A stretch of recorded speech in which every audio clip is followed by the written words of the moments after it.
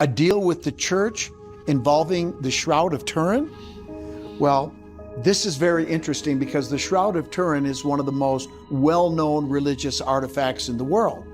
And of course, it has an image of a male that's burned into the cloth. And many people believe that it represents the cloth that was covering Jesus. And then when he ascended, the image was then burned into the cloth. Leonardo da Vinci was friends with Pope Leo X, and he struck a deal with him, and he said, look, I will produce a miracle for the church if you agree to leave the underground Templar bodies alone to just do the stuff we need to do. And Leo X was open to this idea.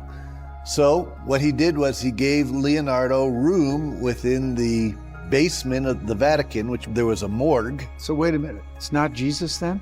It's not Jesus. This was actually the first photograph in modern history. Yeah. But the reason why they had to do it in the morgue specifically was because they needed a body that wasn't going to move for a long period of time. Right, because of the exposure time. The exposure time in order to burn the image in. What Leonardo did was he actually folded over the area which would be the head, and he just burned a body into there. Now, when the German lens makers saw this, they started to get a sense for what was going on down there. They didn't understand it. They just saw these weird images. They thought Leonardo was doing necromancy. Oh. And they accused him of that. You know, they said, look, you're doing alchemy and necromancy, and we don't want to create lenses for you if you're going to do this. Oh, I see. But, you know, eventually Leonardo was able to get the image created through the lenses he had. Now, historians know about this episode in history in which he was working with German lens makers while he was working on a secret project for the Vatican. Oh, they just don't know what it was. The project was. That's exactly right. But what it was to create this shroud.